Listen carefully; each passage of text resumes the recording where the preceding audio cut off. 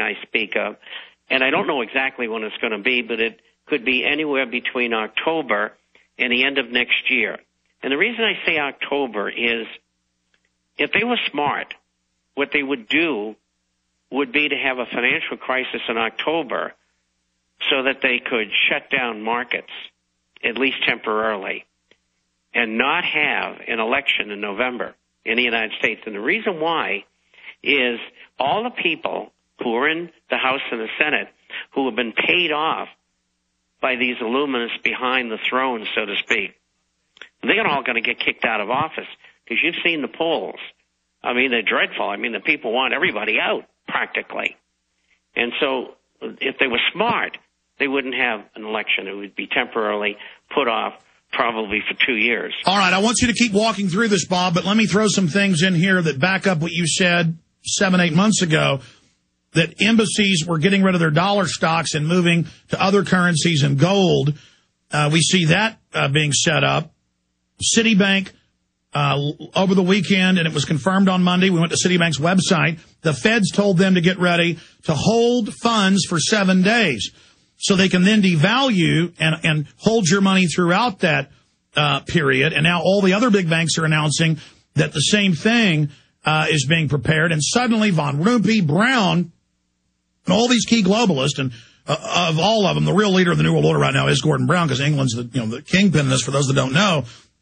He said last Friday in a speech, the New World Order is here, global government is here, we're going to have a global constitution by the banks, we're taking over the planet. We played that on Monday. So they clearly, again, bring in the crises, offer the next big solution. And I agree with you, they're certainly looking at doing this. I want to walk through how you think they will do it, but first, is there any way to stop them? And your comments on why they're crowing about this.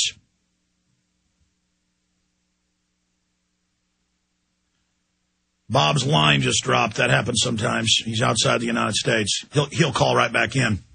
Hello? Bob, are you back? I can hear you. Yeah, your line dropped, or our connection to Genesis.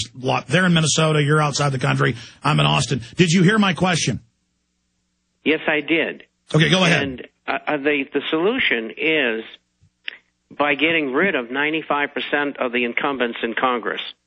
Even if they're marginally good, get them out. And the reason why is the new group hasn't been paid off yet. And if we can get to the new group and get 1 year out of them, out of the 2 or more years that they're there, if we can get 1 year out of them, we can get rid of the Fed. We can get rid of executive orders. The President's Working Group on Financial Markets, which is under that. All right, Bob, stay there. We're going to come back and let you have free reign to really roll instead of being interrupted by cutouts and breaks. Because what you're saying is, even if politicians aren't perfect, but they're running against incumbents, it'll take time to train the new criminals that are being put in and slow down the whole system. Stay there. Bob Chapman straight ahead will break down his plan to try to stop these people and what it's going to look like if we don't stop them. We can rout the New World Order if we get our fighting spirit. That fighting spirit is getting fired up. You have found it, tip of the spear in the fight against the New World Order. Thank you for joining us.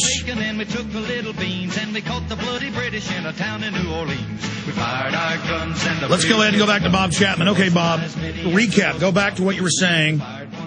Run through ways to stop these people, and if we don't stop them, what they're planning to do. Go ahead. And I thought your comment was very, very good, and that is the criminal training school.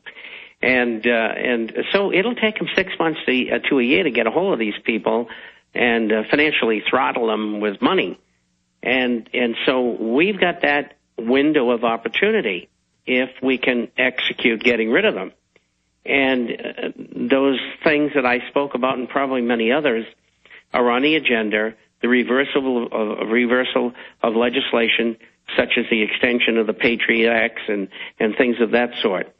And there's a lot of things to be done. But that's why I said if the Illuminists were smart, they would pull this business of tipping over these 16 countries into bankruptcy in October. But they won't do that because I don't think it fits into their timetable, although they fully realize what we have been able to accomplish through talk radio and in the Internet in informing the people, and that's why they really want to do that, is get rid of the people in Congress, because they know they're not responding to their wishes at all. And so sometime thereafter, and probably over the next year and a quarter or so, that event will take place where they decide that they're going to have that meeting and they're going to tip them all into bankruptcy. And the reason they're doing it that way is that all the countries can tell the people of their countries, look, Iceland went under, Latvia went under, Greece and Italy went under, and the United States went under.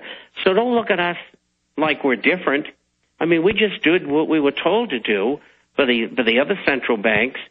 And so if we don't do what the central banks tell us, it'll be an even worse global depression. And aren't we lucky these bankers happen to loan us our own money back that they got in the banker bailout worldwide? Isn't it just so sweet of them? And they're moving to internet censorship. They're moving to pass the carbon tax.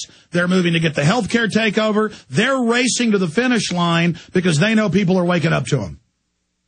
And they're not going to get them passed. But more importantly, in that particular movement of taking these countries into bankruptcy, is misery loves company. And they can, through disinformation and propaganda, befuddle the people who will then think, gee, everybody's doing it, so it's okay. And that's what their plan is.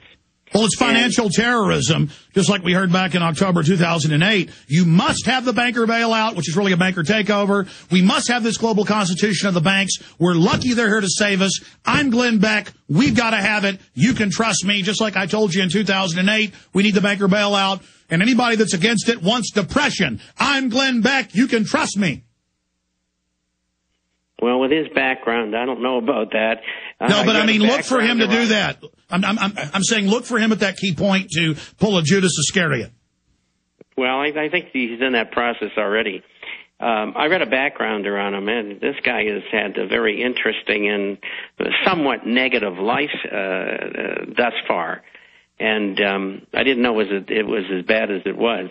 But we're not here to talk about the losers in society. We're talking about things that will make American citizens winners, to get rid of the garbage that's running not only our country but our world, and expose them for what they are, and bring them to trial civilly as well as criminally for the things that they've done. And so that's the path I think things are going to take, and I think we'll have a short period of higher inflation leading into next year. How high, I can't anticipate at this time. I can't really anticipate all of the timing. I'm guessing as best I can. But that's what I think that they're up to, because they could have taken Greece under 10 years ago. I mean, it's always been a cauldron of criminality, the government, big business, and they really don't have much that they export, with the exception of the shipping business and some olive oil and some other things. And so it was easy for them to choose them. And I think in the case of Iceland, the negotiations, the people from Iceland walked out on them yesterday. The British and the Dutch want them to guarantee the money that was lost in the banks, and they're going to have a referendum, and I think the people are going to turn it down anyway. Let's talk about that on the other side, because Iceland is an example of people saying no. This could be a model here in the United States. And for those that don't know what happened in Iceland, we'll break it down on the other side. Stay with us. We're on the march. The empire's on the run. Alex Jones and the GCN Radio Network.